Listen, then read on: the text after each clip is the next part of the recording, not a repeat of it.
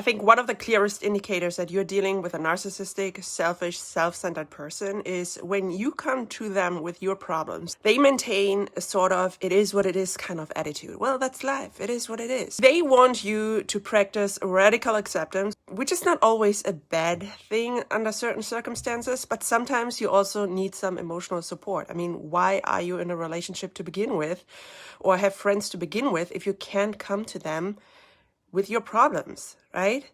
However, now on the flip side, when the narcissistic person comes to you, they need you as a personal counselor, and they're gonna rant and vent and everybody's bad. And yeah, I mean, if you come to them with the same dismissive, well, it is what it is, just accept it kind of attitude, you will most likely get a little bit of the silent treatment right after. They're just pissed that you're not jumping onto that train. And after a while, you also can't anymore.